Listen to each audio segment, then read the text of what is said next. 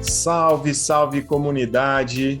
Está começando agora mais um episódio do nosso querido podcast Sementes da Escuta, uma jornada de cultivos e compartilhamentos sobre o escutar. Olha só, você está ouvindo aí de fundo a nossa trilha sonora maravilhosa, você que está começando aí a conhecer nosso podcast, essa trilha, essa música linda, composta e executada pelo músico, produtor musical de Ribeirão Preto, Marcos Máximos. Conheça as redes do Marcos Máximos. E agora é o seguinte, a gente vai entrar em mais um episódio da nossa série Psicologias. Eu sou Vinícius Barros. Eu sou Felipe Tenucci e hoje a gente está aqui com também ele que é um grande amigo, grande irmão, psicólogo, o William Lagos dos Santos Taz. O William que é residente lá de Barretos, o William é psicólogo clínico, formado na Unifafib em 2016. Ele atua na área da cognitivo-comportamental, a famosa TCC, e atende públicos de adolescentes, adultos, idosos e casais. O William também é pós-graduando em Psicologia Comportamental e Cognitiva, atua na área clínica desde 2018 e tem experiência na área organizacional desde 2014. Vamos lá, bora escutar? Bom, mas claro que isso é só um breve currículo, né? Uma breve apresentação sua. O que a gente quer começar escutando de você, William, é quem é você, como você se apresenta, quais são as informações que você acha importante para falar de você. Se apresenta aí para a galera e seja muito bem-vindo, muito obrigado pela presença. Ok, Felipe, muito obrigado pelo convite. Obrigado, Vinícius, também. É um prazer estar com vocês aqui nessa manhã, tarde, noite, para quem está ouvindo, né? Está nos ouvindo nesse momento. Então, um grande prazer estar com vocês aqui nesse momento. Bom, meu nome é William, eu trabalho aqui na cidade de Barretos, né, próximo aí de Ribeirão Preto. Atuei um bom tempo aí na área organizacional, né, como você disse, eu trabalhei na parte organizacional desde 2014, estava estudando psicologia também, já desde 2012 eu vim estudando a psicologia, e recentemente tive a oportunidade de fazer essa migração, né, de migrar para a área da psicologia clínica, que era uma intenção que eu tinha, né, desde a formação. Então, eu sempre, nesse meio tempo, fui conciliando tanto a área organizacional quanto a área clínica também, né. Eu sou casado, tenho 2 filhas, minha esposa também trabalha como consultora de vendas, né, tenho uma filha aí de 6 anos e uma de 1 ano e 7 meses. Legal, William, bem-vindo mesmo para o nosso podcast, nessa investigação nossa, né, sobre as psicologias, que são tantas. E a respeito disso, fala um pouco sobre a sua formação, como que foi essa trajetória, né, a escolha do curso, onde que te tocou esse curso, e como que foi passar por uma formação em psicologia, como que foi a escolha aí, desse caminho para a sua vida tão importante. Sim, sim. Bom, Vinícius, a princípio foi uma escolha que demorou um certo tempo para que eu pudesse realizar, né? Hoje eu trabalho também, eu faço quando é possível, eu tenho oportunidade a orientação profissional, né? Orientação vocacional, que é uma das nossas atividades também como psicólogo, né? E eu tive uma dificuldade, na verdade, para a escolha dessa profissão e demorou um certo tempo até que eu encontrasse a psicologia, né? Eu já comecei um pouco tarde já nos estudos, eu já estava ali para 26, 27 anos de idade. Antes eu tinha feito publicidade um tempo também. Entrei na área de farmácia, fiz técnico em farmácia, entrei na área de farmácia um tempo também, até que com o tempo eu pudesse me conhecer melhor, né, entender melhor o caminho que eu gostaria de seguir, e até então que chega aí a psicologia na minha vida, né. Eu tenho muitos estudos na área da filosofia, por exemplo, que é uma área que eu tenho um grande interesse e tenho estudado desde jovem, né? Eu lembro do Felipe também, que às vezes a gente conversava e filosofava um pouquinho também, né, Felipe? Sim. Então já tinha essa veia filosófica aí presente também. E então sempre parti desses estudos, tanto na área da filosofia, da teologia também, e sempre tive interesse, né, pelo ser humano e também por me conhecer, né? E fazendo sessão de terapia, por exemplo, eu achei interessante esse processo e falei, poxa, eu gostaria de repente experimentar, tentar essa área, né? pensei bastante, né, por mais um ano na época, até então eu tomar a decisão de realizar e fazer o curso, né. Então, assim, foi um processo demorado. Se eu tivesse uma orientação profissional antes, se eu tivesse um acompanhamento antes de um psicólogo, talvez eu teria tomado essa decisão antes, né, e começado mais cedo essa caminhada. Mas foi um processo muito, muito, muito bom. Então, eu comecei na psicologia e uma coisa muito importante que aconteceu na formação foi o meu autoconhecimento, meu autoaprimoramento também, né? Eu acho que os estudos da psicologia nos ajudam muito, né? Conhecer o ser humano, conhecer a mente, né, humana, e a gente vai se conhecendo nesse processo também. E isso foi muito bacana para mim, no meu processo de formação enquanto indivíduo, né? Essa foi uma das coisas que mais marcou dentro da minha formação. Então, eu já saí muito diferente de quando eu comecei a graduação. Então, esse é um primeiro ponto importante. A minha formação, né, na área da psicologia, dentro da Unifafib, né, foi uma universidade, né, que me agregou bastante também, é uma excelente universidade. Ela tinha uma excelente biblioteca, por exemplo. Os professores eram muito engajados, muitos professores formados aqui nas faculdades públicas da nossa região, Ribeirão Preto, São Carlos, enfim, a gente tinha professores que vinham aqui da nossa região também, que estavam lá dentro do curso, né, Campinas, enfim. Então, foi assim, excelentes orientadores tiveram no nosso curso e fizeram toda a diferença também nessa formação, né? Bom, a psicologia, ela é variada, como você disse, Vinícius, então, são várias psicologias, muitas áreas do saber, e os 5 anos de formação é uma enxurrada, né, de conhecimento que vai chegando para a gente, de todas as esferas, de todas as áreas, de todas as teorias que vão trazendo para a gente. E é necessário, após a formação, depois a gente pode falar um pouquinho sobre isso, a gente poder delimitar um caminho, né, uma abordagem para que a gente possa seguir. Mas os primeiros 5 anos aí, realmente, vamos colocar aí 4, né, porque o 5º ano já entra na abordagem de formação, a gente tem um período de supervisão também na área clínica, né, mas os primeiros 4 anos é uma enxurrada de conhecimento, é muita coisa para a gente poder realmente assimilar e entender, né? Então, a nossa cabeça, né, ela vai expandindo, assim, a nossa consciência, ela vai expandindo nesse processo de formação, que é muito intenso, né? Você falou algumas coisas bem legais, né? Então, legal perceber que se você tivesse tido a orientação que hoje você fornece, né? Que hoje é como se você tivesse percebido algo que teria sido importante na sua trajetória e hoje você fornece isso. Isso é muito legal, muito bonito da sua parte. Achei interessante você colocar aí como é que foi, os pontos fortes da universidade, da Unifafib, e até se remetendo a uma fala que a gente teve no primeiro episódio com o Rodrigo, depois quem não escutou, eu convido também a escutar esse primeiro episódio, que ele brinca que a psicologia, que não é ele que escolheu a psicologia, mas que foi a psicologia que escolheu ele. De certa forma, uma brincadeira que tem um fundo de verdade sempre, né? Então, nessa linha, William, meu grande irmão, né?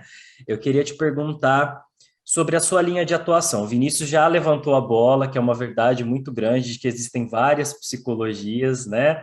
E você escolheu a sua área de atuação, ou como ela te escolheu, né? Como você escolheu a cognitivo-comportamental? O que você acha que tem na cognitivo-comportamental que ela tenha te escolhido?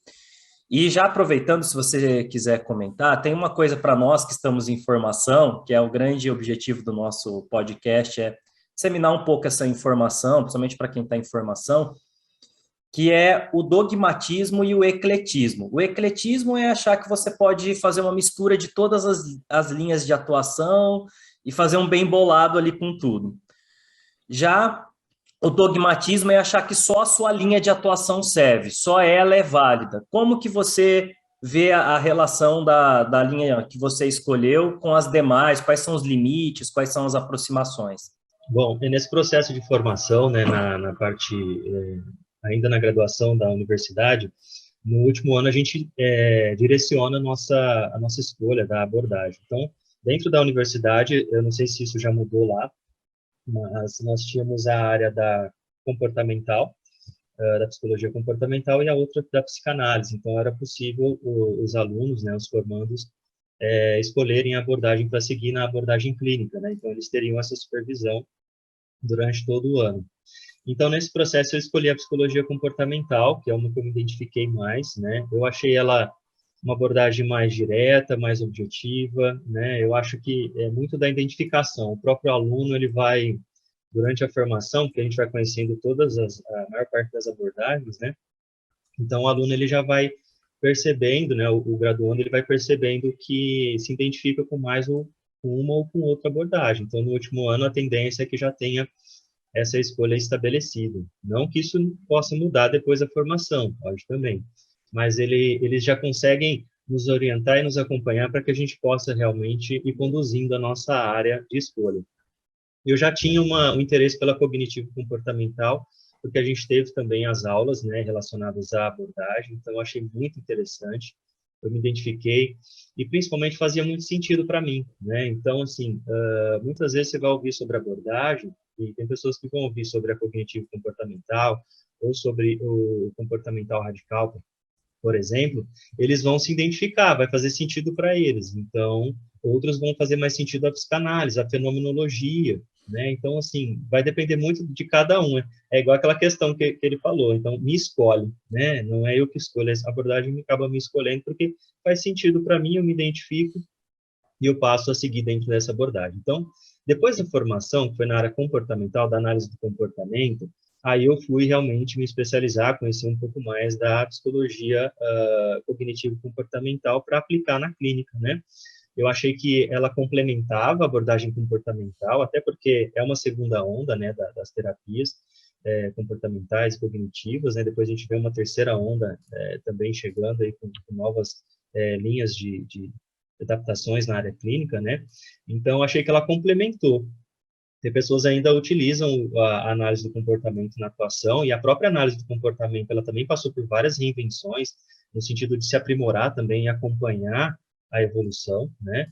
Aí entra, acho, um pouquinho que você falou, né, Felipe, de ter esse dogmatismo, né, de achar que é só a minha abordagem que é suficientemente boa para poder atuar na clínica, né? E, na verdade, as próprias abordagens, elas percebem que elas têm um certo limite, e elas mesmas vão começando a se aprimorar durante o tempo, né? Então, os estudos continuam para a vida toda e essas abordagens elas vão se aprimorando. Então, eu achei a análise de comportamento muito boa, mas a cognitivo eu achei que preencheu mais, fez mais sentido e trouxe mais flexibilidade na condução clínica e fazia muito sentido para mim, né? Então, eu acredito que é uma abordagem muito prática, ela é muito objetiva, focada mesmo no momento presente. A gente trabalha de uma forma muito prática com o paciente, então ele consegue, durante a rotina dele, colocar algumas tarefas em práticas que a gente prescreve, e ele consegue ter mudanças muito rápidas, né? Com poucas sessões você consegue excelentes resultados aí. Então, eu acredito que foi o que me identificou mais, foi essa questão, né? Dessa praticidade, dessa objetividade da abordagem. Agora, essa questão do dogmatismo, e o ecletismo que você falou, né? Eu acho que não dá para a gente colocar um monte de coisa, fazer uma salada aí e tentar utilizar todas as abordagens no atendimento psicoterápico, né? Então, eu acho que a gente tem que ter um discernimento, né? E entender até que ponto a gente consegue seguir na nossa prática clínica. Então, por exemplo, tem pacientes que vão se dar muito bem com a cognitivo-comportamental. Aí tem pacientes que vão se dar muito bem com a psicanálise. Tem pacientes que vão encontrar suas respostas na fenomenologia. Então, eu acho que vai muito da sua prática clínica, naquele momento, você perceber se está avançando ou não com o paciente. Agora, eu não posso também só achar que a minha abordagem é a mais correta.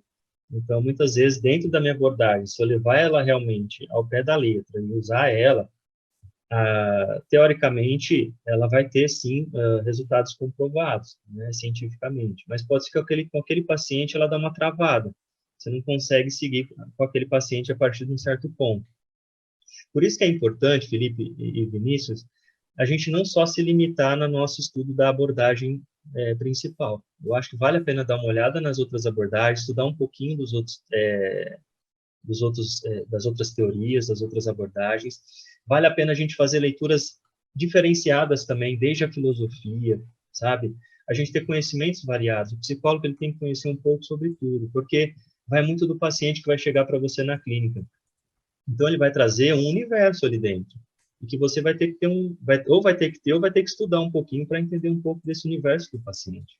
Então, às vezes, vale a pena você ter conhecimento de uma abordagem diferente, que às vezes se conversa, às vezes você tem um conhecimento geral, isso vai ajudar muito no teu vínculo com o paciente e no avanço na terapia, né?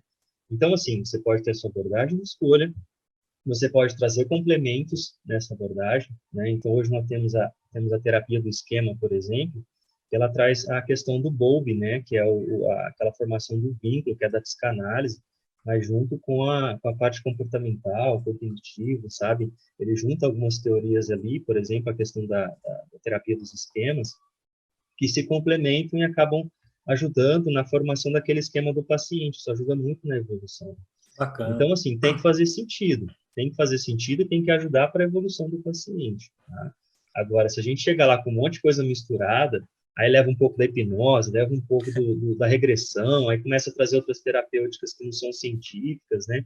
Aí você não vai conseguir chegar muito longe com esse paciente. Né? Então, acho que a princípio ter uma base forte vai transmitir segurança para o paciente.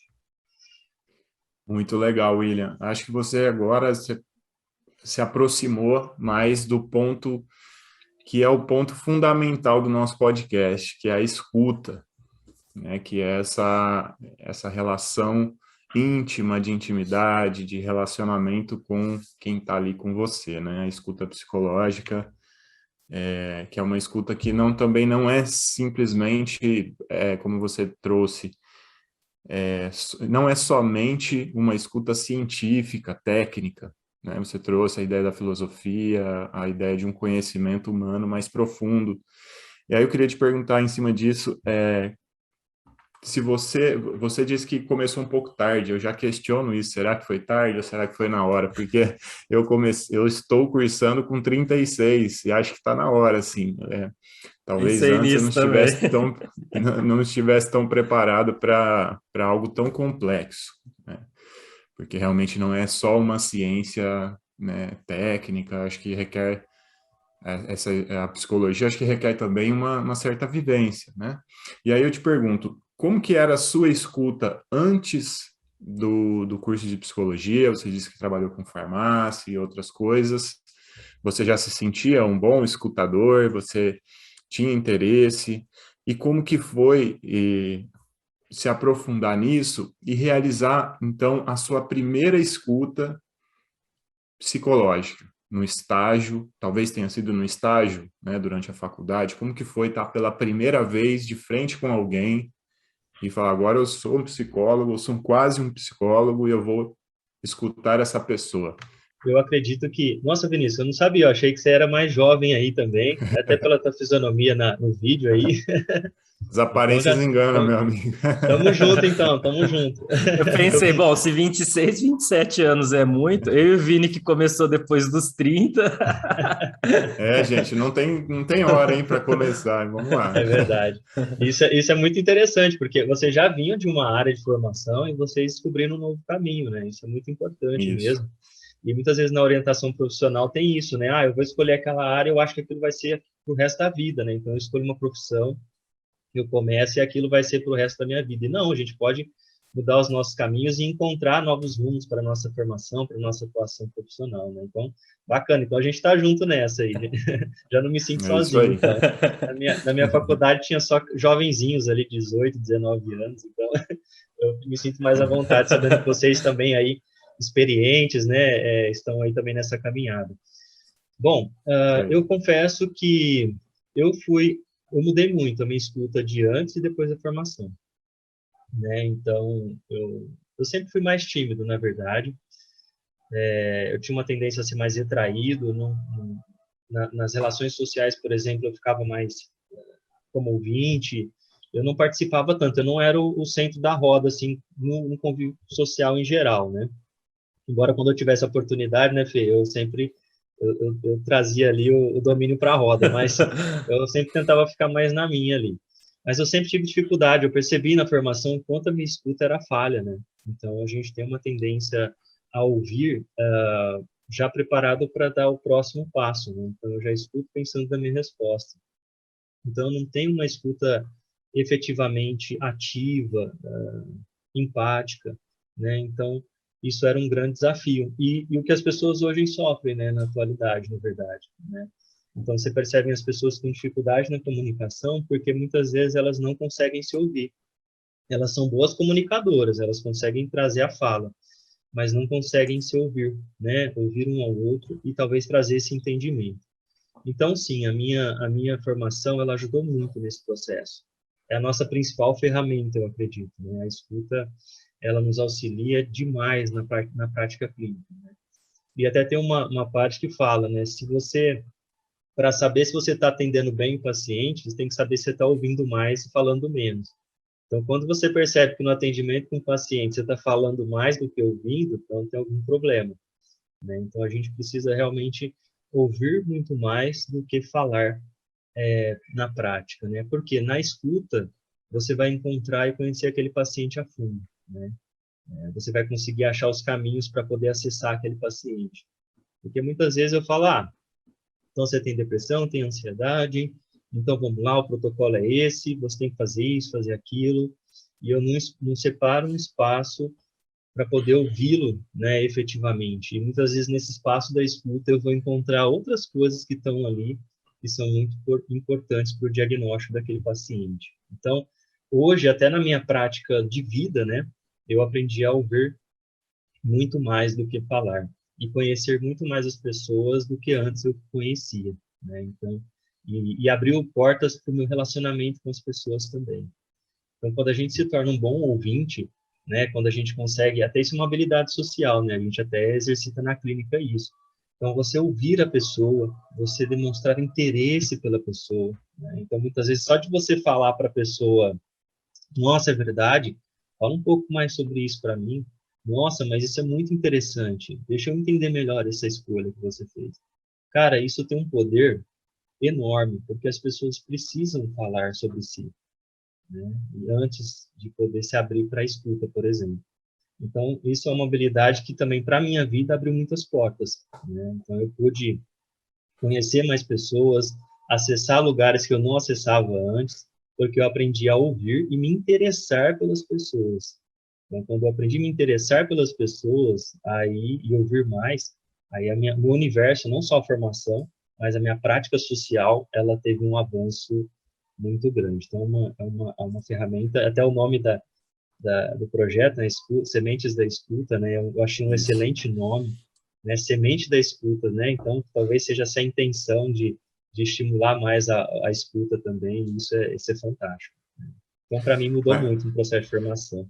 e assim, William, a gente vai mais para o decorrer do programa, a gente vai abordar mais, aprofundar um pouco mais na escuta, mas eu queria voltar naquela minha segunda pergunta, né, que é como foi a sensação de estar ali no espaço de escuta psicológica a primeira vez? Assim, Foi num estágio? Foi foi. durante o curso? Como que foi? Relata o que você pode trazer para a gente, claro, resguardando aí o sigilo, coisas que você não pode expor, mas como que foi você ali, naquele espaço, naquele lugar de escuta, tendo pela primeira vez, né, se colocando nessa posição. É uma posição de poder, é uma posição delicada, sensível.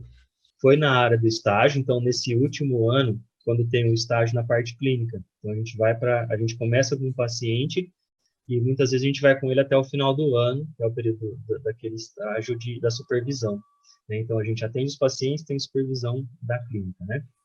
Então nesse momento eu tive a oportunidade de sentar na frente do paciente, ali no setting terapêutico, e pude ouvir esse paciente, exercitar a escuta, né? Você comentou dessa questão de poder, né? Dessa sensação de estar ali e ser o detentor do saber naquele momento, né? Para mim, eu não sei, a minha experiência foi diferente, assim. Eu percebi nesse processo de formação que desde antes eu já tinha uma certa facilidade para ouvir as pessoas, sabe?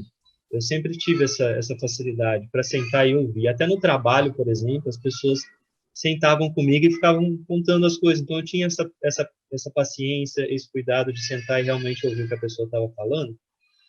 E quando eu sentei na clínica para começar o atendimento com aquela paciente, por exemplo, eu me senti à vontade, sabe? Eu senti fazendo uma coisa que eu me sentia sempre muito à vontade para fazer, de ouvir.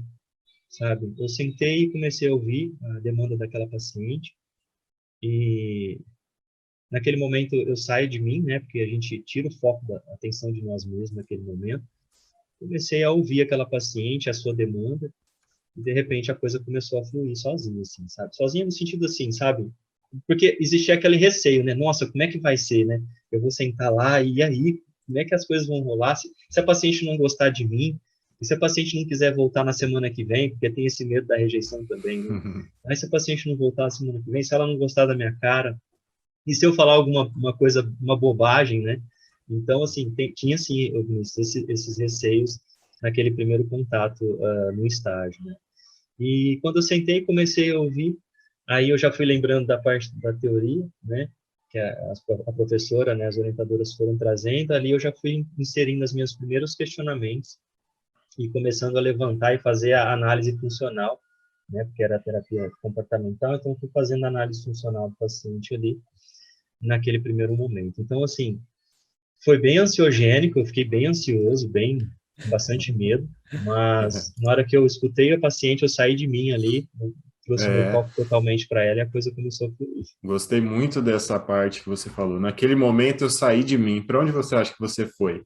Uhum. Eu fui para o mundo do paciente. Eu comecei a visualizar, porque eu trago sempre as imagens, assim, então, o paciente vai me contando as coisas, eu vou montando as imagens na minha cabeça, assim, o cenário, a situação. Eu me transportei para o universo do paciente naquele momento. Muito legal. Acho massa mesmo essa coisa do sair de si, né? Sempre que a gente está conversando, eu vou fazendo algumas anotações. Depois a gente até vai pegar aí com você algumas dicas de leitura, tal, para a gente colocar também para os nossos escutadores, É. escutadores como nós aí. Você falou da teoria do esquema e tudo mais. Eu achei muito legal essa questão da escuta, como o Vinícius já adiantou, a gente vai se aprofundar um pouco mais nisso. E eu tenho algumas curiosidades para te perguntar sobre esse tema. Uhum. Mas antes, quando eu fui ler o seu breve currículo, né, que você me enviou, uma coisa me chamou muito a atenção. E eu queria te perguntar sobre isso. E essa pergunta, ela tem, assim, duas partes. Uma que você pode responder de uma forma mais direta, enfim, como quiser, mas eu queria também saber de uma forma a questão mais emocional, até você já colocou algumas coisas que eu achei bacana, o medo da rejeição no primeiro atendimento clínico, né? Porque parece que a gente é só um ser racional, que pensa racionalmente, e esse elemento emocional, psicológico, muitas vezes ele, para a nossa própria forma científica de olhar o mundo, ele é meio desvalorizado. Acho que isso tem a ver também com esse processo que a gente está vivendo.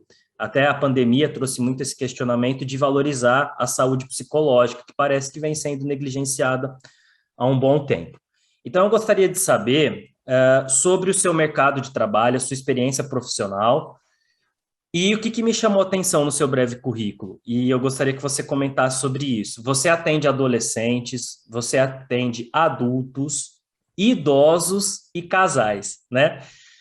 E eu achei isso muito bacana. Se você quiser comentar qual é a diferença da atuação clínica para a atuação organizacional e também o que você acha de especificidade para cada um desses públicos, né? Como que é atender um adolescente, um idoso, um casal, qual é o tato que se tem que ter, quais são as diferenças, quais são os desafios que você encontra nessa atuação profissional, que você acha que é o que tem te ocupado os seus pensamentos, seus questionamentos, suas reflexões e leituras sobre a sua atuação profissional. Eu acho que posso falar um pouquinho da área organizacional, que foi o meu primeiro contato, né, no qual eu passei uma boa parte do meu tempo. Hoje estou preenchendo mais com a área clínica, né, mas a área organizacional, ela tem uma diferença aí de atuação, né. A psicologia na nossa formação, né, ainda bem, a psicologia ela está muito presente em muitas áreas, né. Hoje tem a psicologia do esporte, por exemplo, que eu fui conhecer só na faculdade, eu não sabia que na universidade, eu não sabia que tinha, né, a área do esporte, por exemplo, a psicologia dentro dessa atuação. A gente tem em várias áreas diferentes, desde ONG, outras instituições, enfim, outros projetos, sempre tem um psicólogo envolvido, né? Até, por exemplo, na criação de um game, por exemplo, a gente que gosta de jogos, tem um psicólogo, às vezes, que ajuda na criação da história, no envolvimento do paciente, ó, do jogador e tal. Então, assim, existe o psicólogo em várias áreas hoje que podem se atuar, né? Mas é bem diferente, né, essa maneira de atuação. A minha formação na universidade, ela sempre deixou a gente muito aberto, sabe? Ela não foi afunilando a gente para focar a gente para alguma área específica. Ela sempre falou, ó, quebra os muros da clínica. A gente precisa parar com esse esquema de ficar só dentro da área clínica, elitizado ali, né? Só para públicos que têm mais poder aquisitivo e tal. Então, a minha formação, não sei se é por conta dos professores, também sempre deixou a gente muito aberto nisso, sabe? Não, ó, gente, a gente pode atuar em várias áreas possíveis, né? E a gente tem que tá bem preparado para isso. A gente tem que ter um olhar da psicologia social, por exemplo, um olhar da psicologia ambiental, né, que cuida dos ambientes, do bem-estar. Então, a psicologia ela pode se inserir em várias áreas diferentes. E eu tive a oportunidade de ter esse olhar da psicologia dentro da área organizacional, por exemplo, né? Então, ela não vai se limitar a um setting terapêutico, mas em muitos momentos na área organizacional, por exemplo, você vai ouvir as pessoas. Então, vou trabalhar, por exemplo, em recursos humanos, que era onde eu trabalhava, com a gestão de pessoas, por exemplo. Então, você não tem um setting ali, você não tem um horário semanal com aquela pessoa, mas você exercita a sua escuta o tempo todo. Olha a escuta novamente aí, né? Então, você ouve os funcionários, eles trazem as demandas deles, as demandas emocionais, as dificuldades de relacionamento interpessoal. Os líderes trazem também aquela questão do medo da rejeição, ou a dificuldade de dar um feedback negativo para o profissional. Então, ele não sabe falar não, ele só fala assim, ele não gosta de levar para o lado pessoal, para não perder a amizade com todo mundo. Então, os líderes trazem essas angústias, sabe? De assertividade, de habilidade social, por exemplo. Então, a área organizacional traz muito dessa vivência, sabe? Que a gente aprende na psicologia e que é muito útil lá, né? Então, essa área organizacional é muito nesse sentido. A gente cuida de pessoas, eu acho que é um olhar para as pessoas e os seus interesses, né? E não somente os interesses da organização, então, da empresa. Então, é essa balança, né? Porque a empresa visa o lucro, né? Ela visa a produtividade, ela não olha muito aquele caráter, muitas vezes, emocional, socioemocional do paciente, né? O RH não, o recurso humano, gestão de pessoas, ela já olha mais para esse lado humano. Então, até mesmo, por exemplo, qual é o contexto social dessa pessoa? Será que ela vive com uma família funcional? Será que ela tem uma família disfuncional? Né? Será que o marido agride aquela moça da limpeza, por exemplo? Onde que ela deixa o filho na creche? Então, assim, é um olhar muito amplo, né, psicossocial ali envolvido, sabe? Então, é muito rico. Eu gostei muito da minha experiência na área organizacional e trouxe muito dessa vivência, sabe? Agora, hoje, no contexto clínico, eu atendo essas diferentes categorias, que eu tenho essa habilitação, né? Enquanto psicólogo habilitado, eu posso atender essas áreas, né? Tem essas aberturas. Não quer dizer que eu atendo todos eles, porque se eu atendesse todo mundo do que eu já coloquei ali, eu estaria mais tranquilo aí financeiramente. Mas nem sempre aparece, por exemplo, casais, né? Nem sempre aparece idosos, por exemplo. Então, para mim, por exemplo, idoso ainda não apareceu, né? Eu estou desde 2018, ainda não tive a oportunidade de atender uma pessoa idosa igual um colega meu de trabalho atendeu, por exemplo. Ele ia na casa do idoso, o idoso era acamado, né? Então, essa é uma diferença já do atendimento. Uhum. Então, você tem que ter um olhar para o desenvolvimento humano, para esse momento do desenvolvimento. E aí, muitas vezes, você tem que se deslocar para a casa do paciente, por exemplo.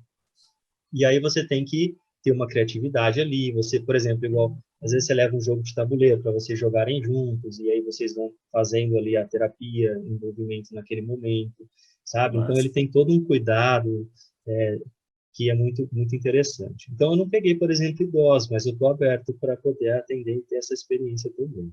mas, Agora, adolescentes, eu já atendo, né? Adolescentes já estão surgindo e está aumentando cada vez mais.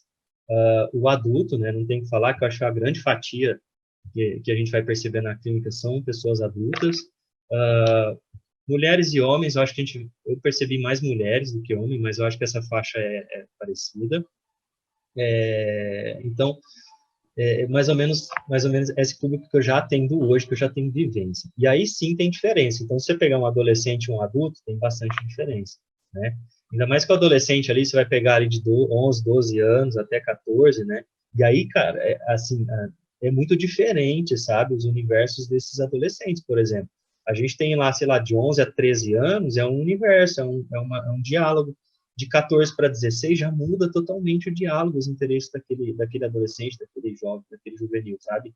Então, assim, é bem diferente a maneira de atuação. E difere ainda mais quando a gente traz um adulto, por exemplo. Tá? Então, o adolescente, pra você ter uma ideia, a gente não pode trazer tantas coisas lúdicas, por exemplo, como uma criança, né? Então, você vai trazer jogos, você vai trazer brincadeiras lúdicas, você vai trazer menos isso, porque o adolescente consegue falar um pouco mais da tua questão emocional, por exemplo.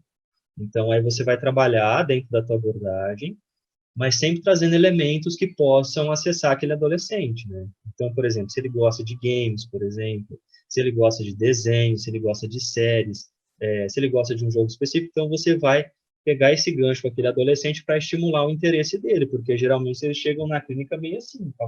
O olho virado para você, assim, sabe? Então você tem que atrair a atenção daquele adolescente também, mas não com joguinhos de criança, né? Você também chegar com joguinhos de criança, aquele papo lúdico, você não vai ganhar o adolescente também. Então, assim, tem essa diferença. O adulto já é mais tranquilo, eu acho que você já pode plenamente colocar a prática clínica ali, a tua abordagem com mais tranquilidade, sendo bem específico mesmo dentro da abordagem. Agora, um adendo que eu faço, por isso que eu falo, a gente tem que exercitar a nossa fala, a nossa escuta com todas as áreas e todas as esferas sociais, por exemplo. Então, eu tenho que saber conversar desde com uma pessoa com baixa escolaridade até conversar com uma pessoa com um grau de instrução mais elevado. Por quê?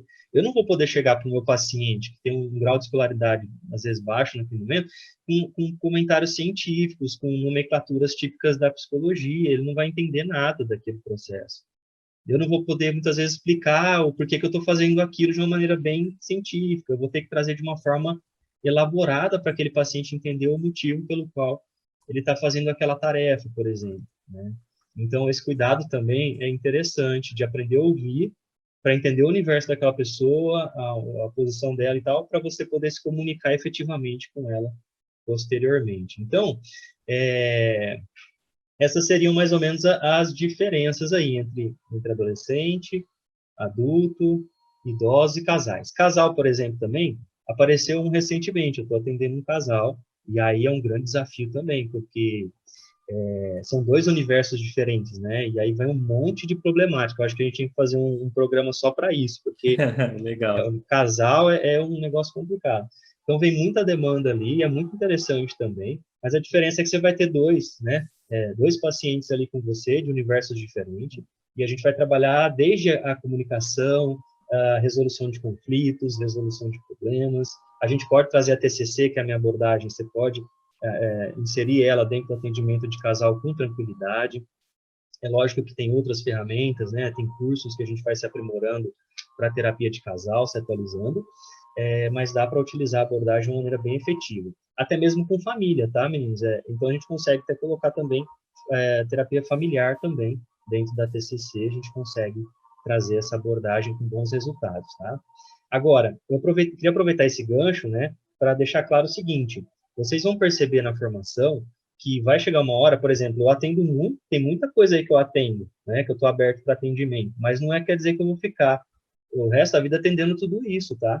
Então, assim, isso é porque é o início, né? Eu tô aberto para as experiências, eu quero entender um pouco mais de cada atendimento, mas o meu foco futuramente é ficar realmente com adultos, né?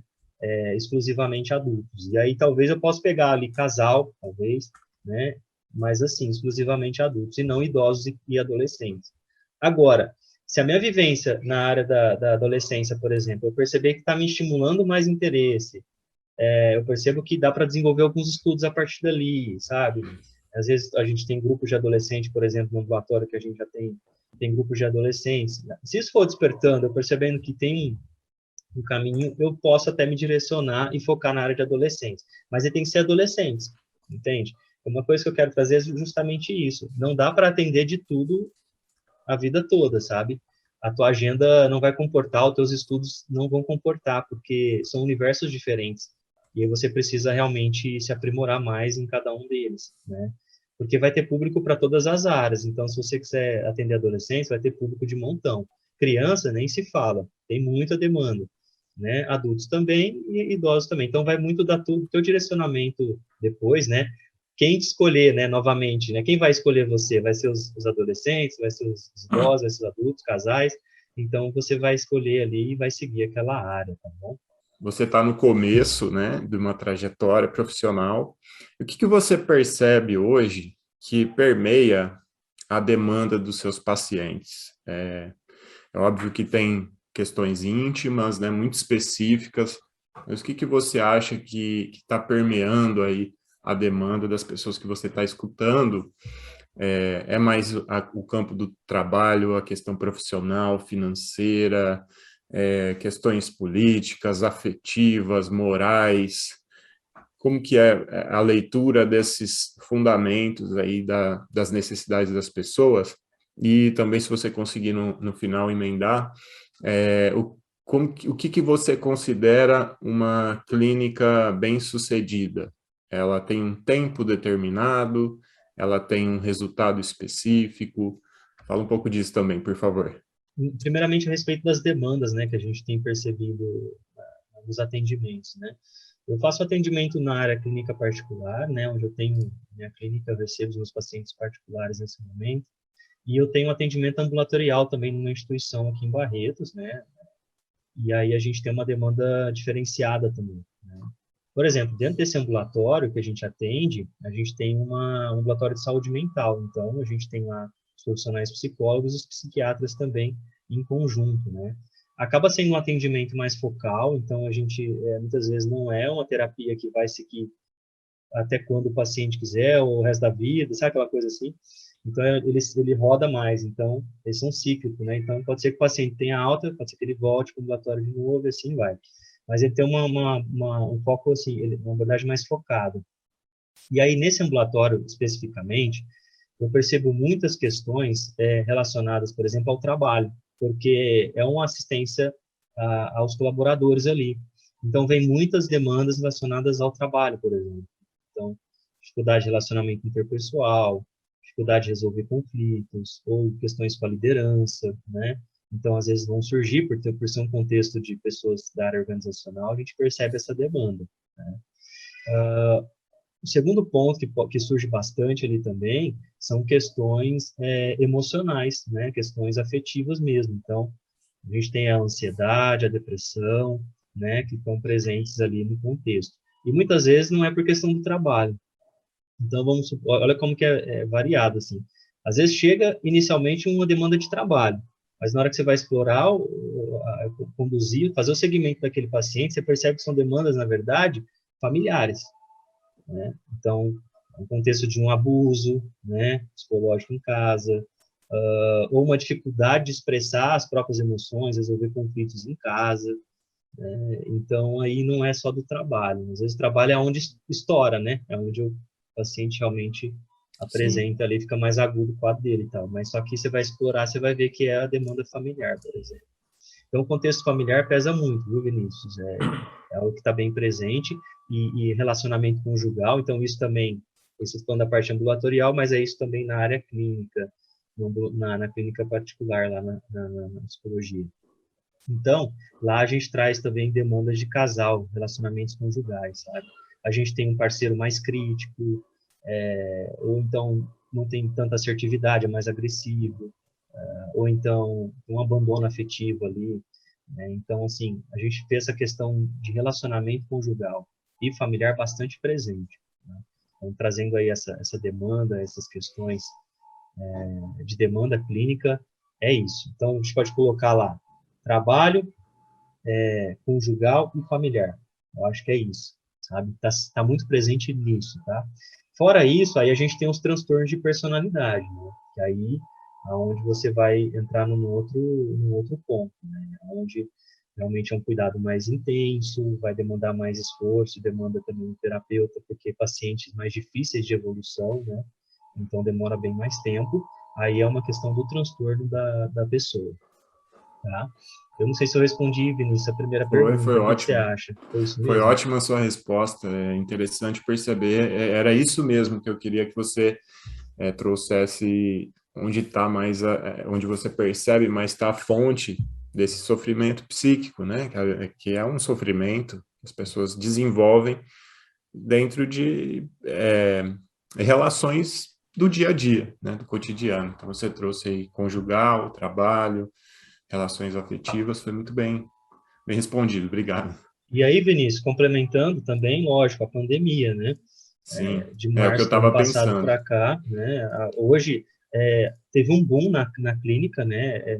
Nos É, ambulatórios, teve um boom por causa da pandemia. Então, você tem lá, você fica isolado em casa, então tem vários contextos que afetam. Mas olha que interessante, eu fico mais em casa, aí as situações, por exemplo, familiares, de convivência, emergem, né? Então, eu tenho mais agressividade, eu tenho mais irritabilidade, e ali vai emergir os transtornos de ansiedade, transtorno depressivo, por essa convivência que antes não tinha tanto, porque o trabalho tomava conta, né, da rotina.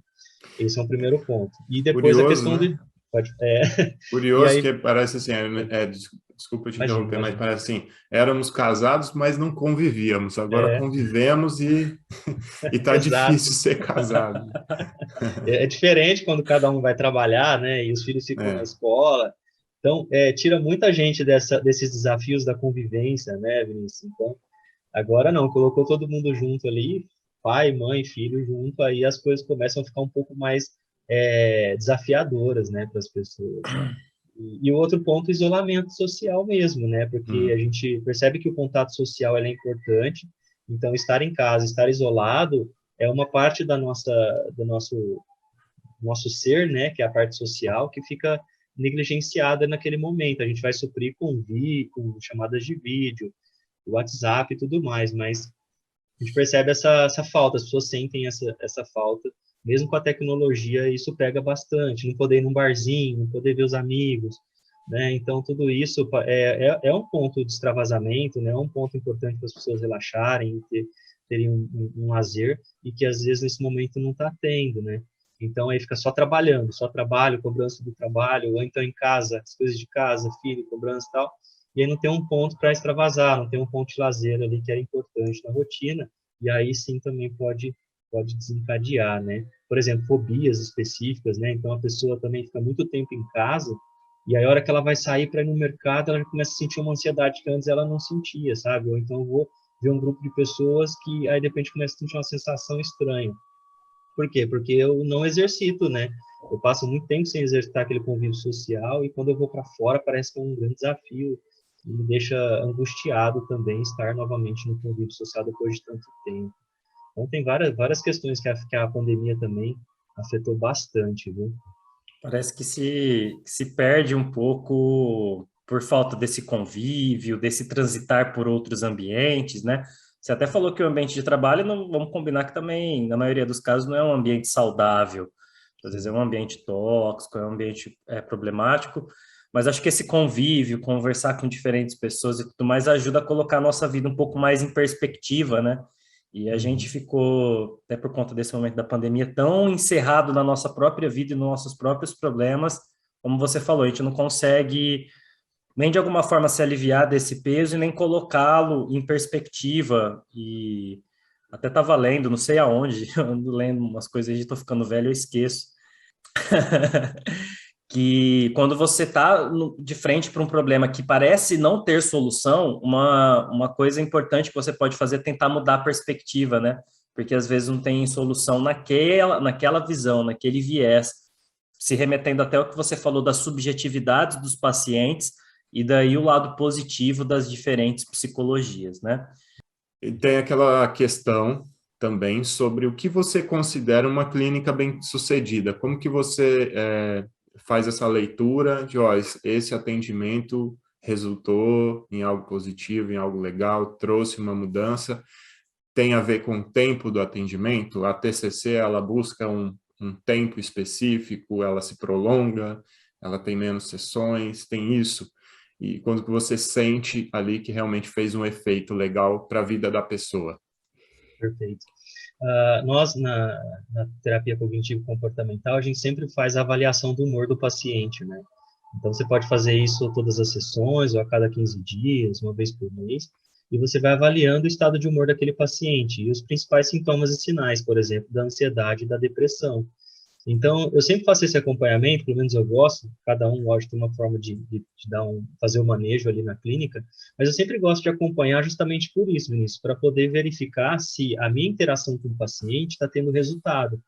Então, quando eu sei que foi uma clínica eficiente, quando esse paciente ele vai para alta, né? Então, ele vai para alta melhor do que quando ele chegou emocionalmente, né? Aquele transtorno que ele trouxe inicialmente, aquilo foi, de certa forma, suprido, atendido com a terapia, sabe? Ou seja, não quer dizer muitas vezes, igual as pessoas falam, eu vou para terapia para resolver meus problemas. Então, ou então acha que tem uma fórmula mágica para poder resolver os problemas, né? E não é isso. Não tem receita mágica, né? Não, existe um segmento cientificamente comprovado que você vai fazer esse segmento com esse paciente e vai avaliar se houve efetividade ou não. Então, a gente já tem essa condução clínica já estabelecida, existem os nossos protocolos que a gente aplica. Nesse meio tempo, vai vindo a flexibilidade, a versatilidade, a criatividade, né, para poder trazer aquele paciente junto ali, mas nunca esquecendo do norte, né, que é aquele modelo padrão do protocolo de atendimento para aquele paciente, para poder ter um início, meio e um fim. Então, o bom atendimento clínico tem início, meio e fim. E no final ele sai com aqueles sinais, sintomas muito mais reduzidos do que quando ele chegou. Ou seja, devolver a autonomia para aquele paciente. Então, muitas vezes ele deixou de fazer coisas na rotina por conta do transtorno dele, da ansiedade, depressão. É aquele paciente voltar a funcionar.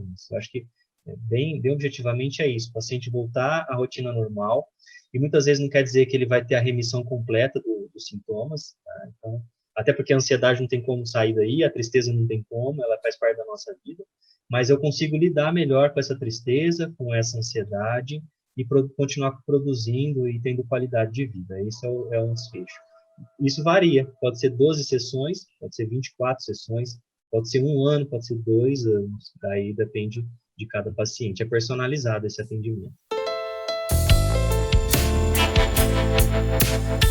E a gente vai, então, se aprofundar um pouco mais nesse momento na questão da escuta, né? Você até mencionou, até te agradeço pelo seu elogio em relação às sementes da escuta, esse nome que eu e Vinícius a gente pensou realmente com tanto carinho, e a gente quer se aprofundar um pouco mais nessa temática. E eu queria te fazer uma pergunta que nem eu mesmo sei muito bem como eu elaboro, então se ficar um pouco confuso, você pode ser sincero comigo, tá? Eu terminei de ler um livro, até foi um presente que o Vinícius me deu, que é O Palhaço e o Psicanalista, e eu achei muito interessante, acho que também fica como indicação de leitura para quem se interessar. Não sei se você já chegou a ver alguma coisa. E tem uma coisa legal do livro que eu percebi também na sua fala, que eles vão escrever que uma coisa importante dessa escuta no fazer da psicoterapia, né, é conseguir fazer com que o outro se escute. E isso é muito difícil, creio eu, mas também algo fundamental do psicoterapeuta, né? E aí, William, eu queria te perguntar duas coisas dentro dessa perspectiva. A primeira é, qual foi a primeira vez que você se lembra que você se sentiu escutado? Quando foi isso? Como você se sentiu sendo escutado? Qual que é a potência de ser escutado verdadeiramente? Essa é uma primeira coisa. E uma segunda parte, essa é mais pessoal, né? E uma segunda parte, se você quiser comentar, mais social, que não sei se você concorda, queria que você comentasse sobre isso, se você concorda, discorda, da existência de uma surdez social. Então, parece que as pessoas estão falando muito, conversando muito, mas não com elas mesmas, aliás, não uma com as outras, aliás, não com elas, né? Mas cada uma falando para si própria.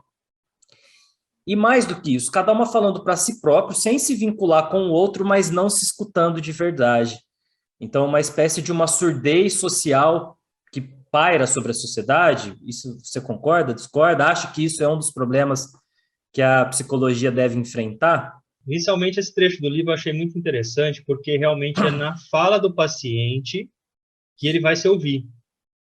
Porque ele talvez também não parou, porque está com falas automáticas, E no momento da terapia é o momento que ele para realmente falar sobre os problemas dele, sobre as angústias dele, e na própria fala ele se ouve, né? Então, até dentro da TCC, isso é importante também. O paciente falando, ele se ouve, e você traz aquele conteúdo para a parte consciente, para a parte frontal do cérebro ali, ele vai fazendo o julgamento dele. Então, por exemplo, peraí, isso aqui parece muito mais bobo do que eu imaginava.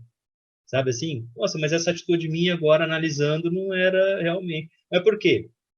Não tava evidente para ele. E aí a gente tem até uma ferramenta que é o questionamento socrático, né? Então, a gente vai fazendo perguntas para estimular o paciente nessa dialética, para estimular o paciente a trazer conteúdos internos e que vai passar por esse julgamento. E aí, na hora que ele passa, ele vai gerando a mudança. Então, realmente, o que ele falou aí no livro é muito assertivo. E a primeira vez que eu fui escutado foi na minha supervisão e na terapia. Foi a primeira vez que eu me senti verdadeiramente ouvido, escutado ali, sabe? Porque, eu não sei. Então, assim, eu acho que, por isso que a terapia hoje, ela é muito importante, e cada vez mais ela tem estado em evidência, a psicologia, porque as pessoas estão percebendo a importância de realmente ser ouvidos, sem julgamento, né? Ser ouvidos verdadeiramente, com um interesse genuíno, né? E que tem faltado bastante. Então, por isso as pessoas vão para a terapia, às vezes elas vão até com uma certa resistência, mas quando ela percebe que elas são realmente ou verdadeiramente ouvidas, que as pessoas têm um interesse genuíno nelas, o terapeuta, ela se engaja na terapia. Né? Então, por isso que foi quando eu fui ouvido assim pela primeira vez, foi na supervisão e na terapia. E o poder disso, absurdo, né? É um poder transformador enorme. As pessoas têm uma necessidade de acolhimento muito grande. Bom, pelo menos no meu ponto de vista, tá, gente? Isso aqui eu estou trazendo a minha perspectiva, né? Às vezes tem outras análises aí, mas eu acho que tem um poder muito incrível quando a pessoa se sente realmente, verdadeiramente acolhida. Né? E ali ela aprende também, né? Eu acho que a gente aprende também a ouvir mais as pessoas no dia a dia depois, porque a gente aprende no processo da terapia, e aí isso é legal, porque ajuda nas nossas relações depois. E aí a gente ouvindo mais, a gente também é mais ouvido, e aí essa troca começa a acontecer também. Então, é bom até para esse processo terapêutico. Então, tem um poder muito grande, sim. Agora, essa questão da surdez social, né, eu acho que é uma análise que eu acho que a gente fazer uma pesquisa, né, eu acho que seria interessante, de repente, trazer esse questionário para as pessoas e falar o quanto você percebe que não é ouvida, o quanto você percebe essa surdez social. Cara, eu acho que pode aparecer um resultado muito grande aí de que realmente as pessoas não são ouvidas. Verdade. Legal. É importante dizer que a surdez, né, a gente usa essa forma de representar a não escuta, mas na verdade existem as pessoas que não têm audição, né, acho que é importante a gente colocar isso, e que são surdas, né, mas que não necessariamente não estão escutando, né, que tem outros sentidos para escutar. Então, é importante a gente dizer que não é também colocar que a escuta seja apenas dependente desse órgão, do sentido, do ouvido, né? Porque nos tempos onde a gente também precisa analisar melhor, né, como as formas, né, de ter empatia, né, como a gente se coloca num ambiente de forma empática, e é claro, assim, a nossa forma de entender a escuta é muito mais ampla, né, do que apenas o sentido da audição. Né?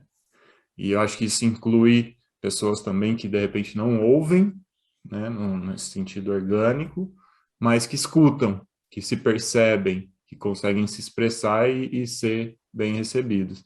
E aí, dentro desse campo, queria te perguntar, o que causa, na sua opinião, causa essa escassez na capacidade de escutar as pessoas dentro das famílias, dentro dos ambientes de trabalho? Por que esses ambientes muitas vezes se tornam inférteis nesse sentido da escuta? Eu queria usar uma analogia, uma imagem, para exemplificar isso que você trouxe agora, Vinícius. Achei bem assertivo isso, né? Por que às vezes nas relações familiares ou no nosso convívio social, a gente percebe esse movimento, né, de não escuta. Eu queria usar a cebola, né? A cebola, ela é feita de camadas, né? Então, você vai tirando as camadas da cebola, e você vai chegando no cerne dela, né? Aquele centro dela. Eu acredito que as pessoas falam muito até para esconder os seus próprios problemas, para não entrar em contato com dores internas muito fortes, sabe? Eu acredito nisso. Para mim faz muito sentido. E na terapia, por exemplo, no processo terapêutico, para nós da TCC também, quando a pessoa fala muito, então você tem uma fala excessiva, às vezes a pessoa prolixa, a gente percebe que é um mecanismo de defesa, tá, Vinícius? Então, eu falar muito, eu pensar muito, porque tem um pensamento acelerado, né? Eu penso muito, é uma forma de eu não entrar em contato com sofrimentos internos. Então, eu não entro em contato com aquele sentimento. É muito melhor eu racionalizar sobre aquilo do que entrar em contato firmemente com aquele sentimento negativo ou aquela memória negativa que eu não tenho força suficiente para lidar. E às vezes nesse processo na família ou em relações sociais, é muito mais fácil eu já trazer alguma coisa pronta, racionalizar ou preparar minha resposta, do que ouvir verdadeiramente, porque eu posso ouvir na fala do outro algo que mexa comigo. Eu acredito nisso também. Então, por quê? Quanto mais eu escuto o outro, mais a chance de eu ouvir algo que afete aquilo que está dentro de mim também. E aí eu não vou saber lidar com aquilo. Então, é muito mais fácil ficar no blá, blá, blá, blá, blá, blá, blá, blá, blá, do que entrar em conteúdos muito profundos, muito intensos, ou então de parar para ouvir a pessoa. Né? Então, por exemplo, na questão, entra num tema bem, bem sério, que é a questão do suicídio, por exemplo. Então, às vezes tem uma dificuldade de ouvir a pessoa. Não, isso vai passar, não, isso é bobagem. Né? Não fala nisso não, foca em outra coisa. Mas a gente precisa falar sobre o suicídio, a gente precisa ouvir. E para quem vai conversar, você tem que estar disposto a ouvir, não é falar. Não é trazer uma coisa pronta para a pessoa. A pessoa precisa ser ouvida. E se você pediu para ela falar, você tem que estar preparado para ouvir. Mas será que você sabe lidar com aquilo? Entende? Não sei se isso parece um pouco, talvez, o motivo pelo qual a gente não ouve um ao outro na rotina. É por causa disso, muitas vezes. Porque eu não sei como lidar com o problema do outro, ou então eu não quero entrar em contato com as próprias emoções negativas. Então, a casca da cebola ela vai se formando ali. Talvez algumas falas sejam muito desestabilizadora para as relações. Uhum. Então, talvez por isso elas sejam evitadas, né? Uhum. E assim, melhor não escutar isso, porque Isso. senão, ou quem está ali segurando o problema, tá, melhor eu não falar sobre isso, porque se eu falar, o castelo vai cair. Né? Exato. E a gente está sempre colocando essas estacas, né, para segurar esses castelos, mas isso traz muito sofrimento, né? Sim. É isso, a escuta, essa questão do não julgamento, né, também. Uhum.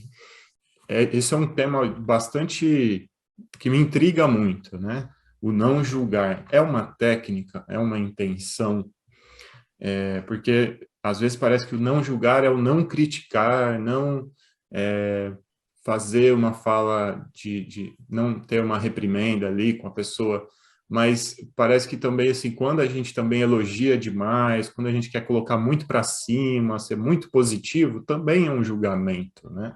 Como se a pessoa tivesse condições de, só com mero incentivo, motivação, conseguir superar aquilo. E a gente vê muito discurso motivacional hoje, né? Falando, não, vamos lá, tá cheio de técnicas. Mas será que essas técnicas super motivacionais, positivas, estão escutando as pessoas? É verdade. O não julgamento, né, a escuta sem julgamento é uma ferramenta terapêutica, né, é onde a pessoa vai ter um espaço seguro, ela vai ter ciente que ela vai ter um espaço seguro, que não vai ter julgamentos ali. E por isso que também muitas vezes não, né, é por isso que não pode ter, por exemplo, um familiar, né, eu não posso atender, por exemplo, Felipe, eu não posso atender um amigo muito próximo. Então, por quê? Porque eu vou ter meu viés de interpretação daquela pessoa. E isso pode atrapalhar no meu julgamento, não no julgamento, mas na minha condução clínica. Não vai ser imparcial, sabe? Então, às vezes eu posso colocar conteúdos internos meu no atendimento daquela pessoa. Então, por isso que também falo, ó, não se deve atender amigos muito próximos, familiares, por causa dessa questão. Então, é uma ferramenta poderosa, né? Você escutar sem julgamento, você ouvir até o final, né? Muitas vezes também a gente interrompe a fala no meio, e às vezes isso é um erro na própria parte clínica, conforme você vai atuando, você vai percebendo que, nossa, eu não devia ter interrompido naquele momento, eu vou retomar agora. Porque às vezes a gente parou a fala da paciente num momento importante, que poderia chegar num outro ponto fundamental na condução da terapia. Então, não julgar ajuda nisso, né? Não interromper a pessoa, enfim. Agora, aquele outro ponto daquelas teorias motivacionais, eu também tenho lá as minhas ressalvas, né? Eu acho que, poxa, se está ajudando, sabe? Se ajudou você a criar uma nova forma de pensar, está te ajudando a motivar, está fazendo a coisa acontecer, tudo bem, não tem problema. Mas quando a pessoa realmente tem um transtorno de ansiedade, depressivo, quando a pessoa tem um transtorno de personalidade, quando a pessoa realmente tem um problema, né, assim, mais grave, é a chance muito grande disso não ajudar. Às vezes criar uma demanda maior e aumentar o grau de ansiedade daquela pessoa. Porque ela vai entrando numa pilha, né? Tipo, você tem que ser feliz o tempo todo, você tem que fazer as coisas boas o tempo todo, você tem que garantir resultados, o que você faz da meia-noite às 6, né? Aquela coisa toda. Então, assim, coloca uma pressão desnecessária para a pessoa com uma ansiedade além da conta e não vai ajudar. Então, assim, como um complemento, eu acho legal. Mas se mesmo com com aquelas coisas eu não saio do meu sofrimento, eu preciso procurar uma ajuda profissional. Ô, William, a gente está conversando sobre... A gente entrou numa parte meio da ética, né? Uhum. E aí tem essa questão de, pelo menos como uma intenção, tentar se privar de um julgamento moral. É aquela coisa, talvez tenha a ver com o que você falou do sair de si, né? Talvez sair de si desse ser que julga o tempo todo, enfim, e tentar se colocar num outro lugar de escuta, como uma ampliação de uma perspectiva. E eu queria retomar também uma coisa que você disse que eu achei muito interessante, muito necessária, que é quebrar os muros da clínica, né?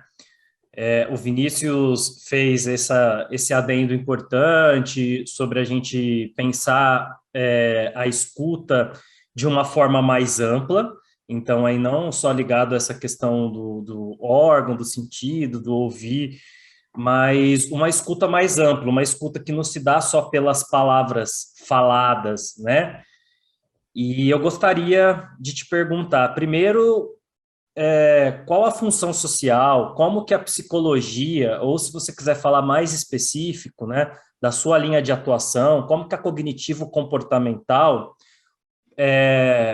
quais são os caminhos, assim, né, que ela pode adotar para quebrar o muro da clínica e para contribuir com esse fazer ético, e aqui ético no sentido cidadão, ético no sentido de existir com o outro, existir em coletivo, como que ela pode se implicar socialmente, e na clínica ou em outros espaços que você queira comentar, quais são os outros elementos que compõem essa escuta, que não apenas as palavras faladas, como que você enxerga a escuta de forma mais ampla, por onde você iria ali? Bom, acho que primeiramente essa questão do romper os muros, né? Pelo que eu entendi. Se não foi isso, aí você me corrige, a gente vai construindo junto. Mas eu acho que o psicólogo, ele tem essa abertura para atuar em diferentes cenários. Eu acho que vai do profissional, de forma ética, saber as possibilidades que ele tem de atuação onde ele está, né? Depende muito da cidade, da região, dos projetos que são realizados naquela cidade, a política em si. Então, eu acho que depende muito. Eu acho que depende, porque os caminhos estão aí, sabe? Para que a gente possa romper esses muros e atuar de forma ética, sabe? Então, assim, o quanto eu posso participar mais da minha vida em sociedade enquanto psicólogo, né? Enquanto profissional psicólogo? Qual a abertura que eu tenho para participar desse convívio em sociedade?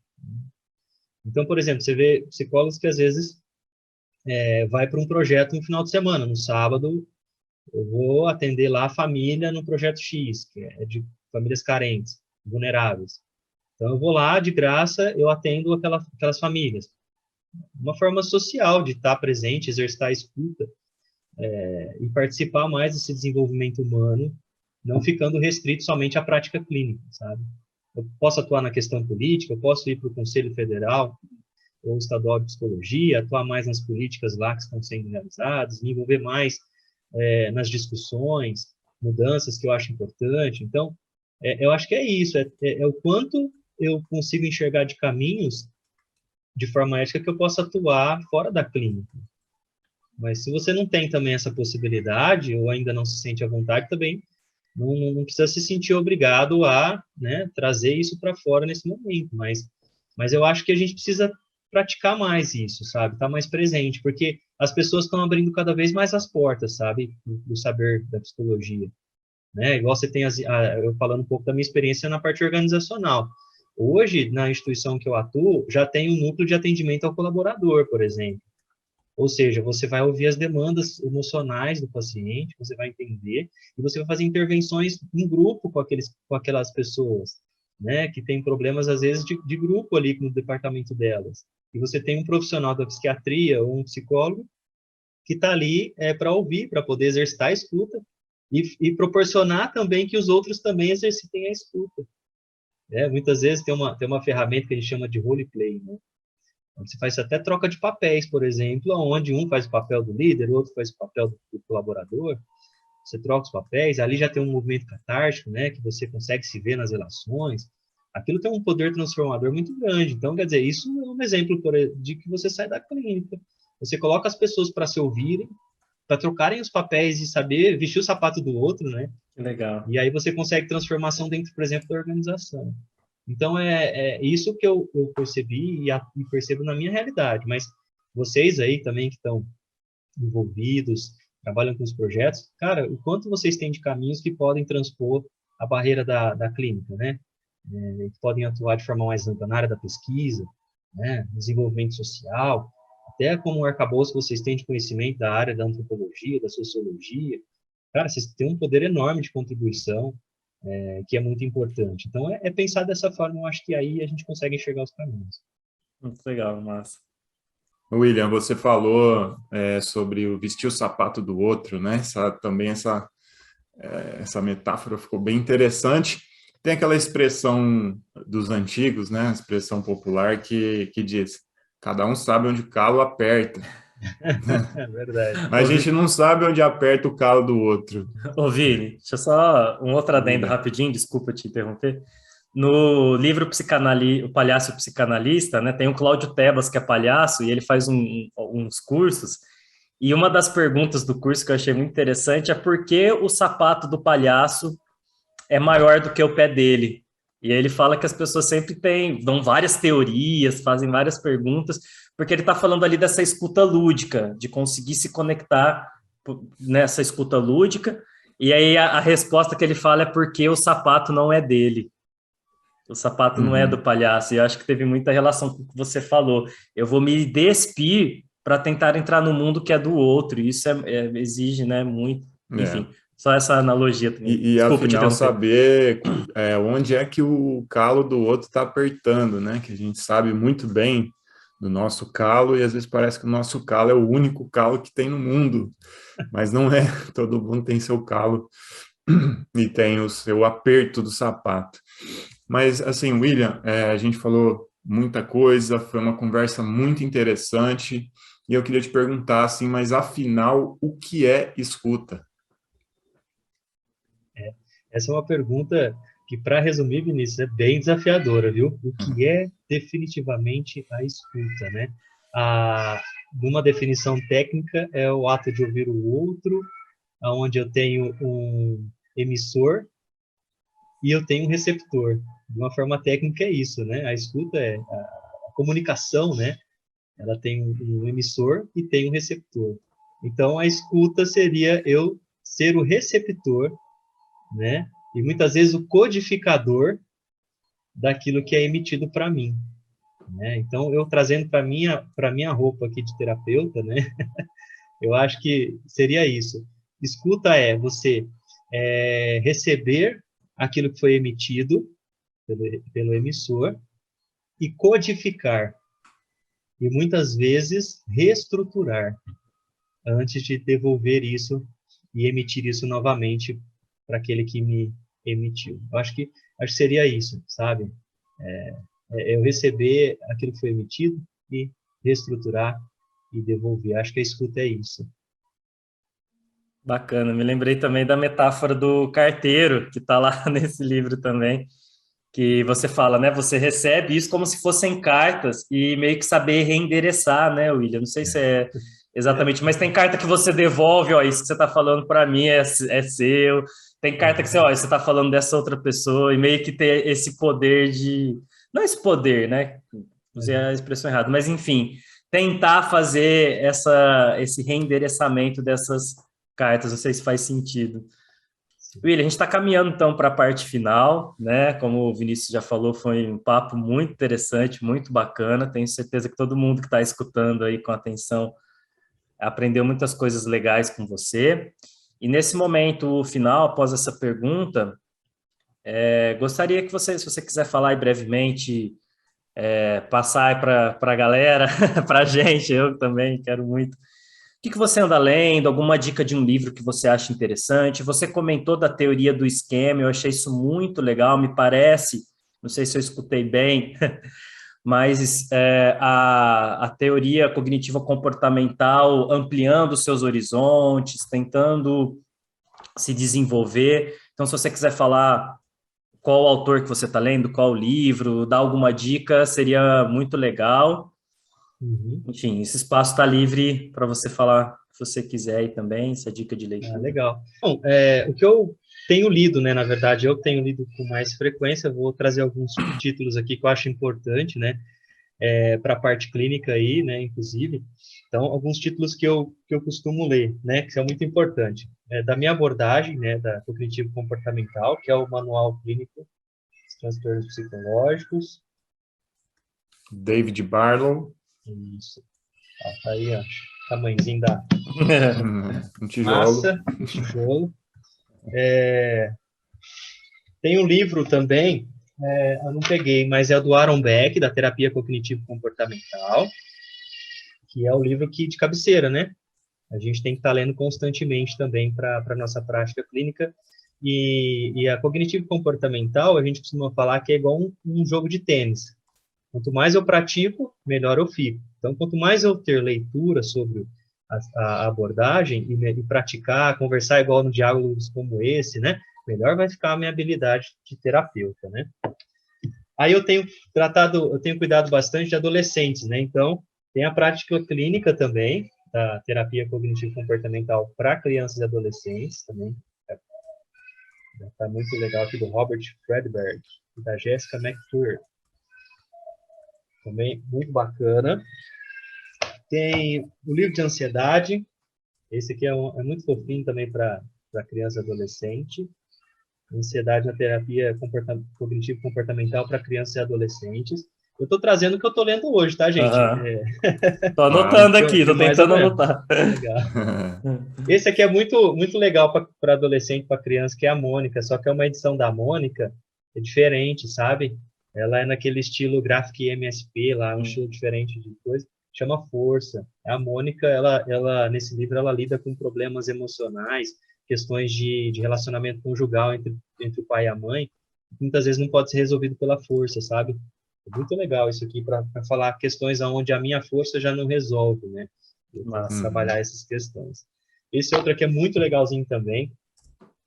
O que fazer quando você se preocupa demais? Esse é muito legal também. Esses são livros mais recentes aí. E aí, gente, eu gosto de ler de tudo, tá? Então, desde filosofia, teologia, religião, eu escuto bastante coisa sobre religiões também.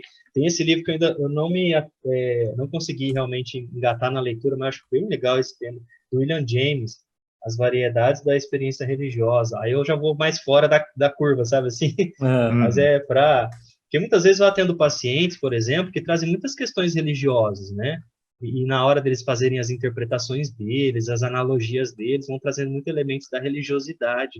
Então é legal a gente saber um pouco sobre esse tema. Esse aqui legal. É o Viktor Frankl, ó, o sofrimento de uma vida sem sentido. vai falar um pouquinho sobre significado, né, para ter mais qualidade de vida, né. O Viktor Frankl até ele traz aquele exemplo que ele traz muito interessante da Segunda Guerra Mundial, onde ficaram um grupo no campo de concentração. Você se lembra desse exemplo? Então, o poder do significado, né, do sentido, para ter mais razão de viver e mais qualidade de vida, enquanto ele é importante para nossas vidas.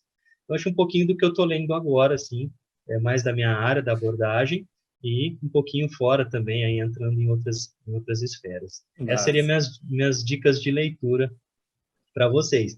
Mas a psicanálise também, né, a fenomenologia, tem outros livros muito legais, do Jung, por exemplo, né, outros teóricos aí da abordagem da psicanálise também. Psicanálise também que vem, né, também se reinventando, se atualizando, é muito forte também. Aí eu tenho colegas que atuam na área da psicanálise também, que têm tido excelentes resultados clínicos também.